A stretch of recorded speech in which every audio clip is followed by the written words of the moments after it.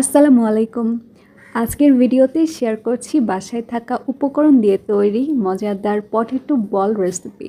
প্রথমে আলুগুলো কেটে সেদ্ধ করে নিয়েছি, গ্রেট করে নিয়েছি। এবার পেঁয়াজ আর মরিচ কুচি কুচি করে কেটে নিলাম। গ্রেট করা আলুর সাথে যোগ করেছি পেঁয়াজ, মরিচ, 2 চামচ কর্নফ্লাওয়ার, 1 চামচ আটা, হলুদ গুঁড়ো, মরিচ গুঁড়ো আর জিরা গুঁড়ো আর ম্যাজিক মশলা। ম্যাজিক মশলা খাবারের টেস্টটা আরও বাড়িয়ে দেয়। আরও অ্যাড করেছি পরিমাণ মতো লবণ আর তেল। এবার সবগুলো উপকরণ হাতের সাহায্যে ভালোভাবে মেখে একটা সফট ডো তৈরি করলাম। আলুর এই মিশ্রণ থেকে ছোট ছোট বল তৈরি করলাম। অন্যদিকে কোটিংয়ের জন্য ব্লেন্ডারের সাহায্যে বিস্কুটের গুঁড়ো করে নিয়েছি।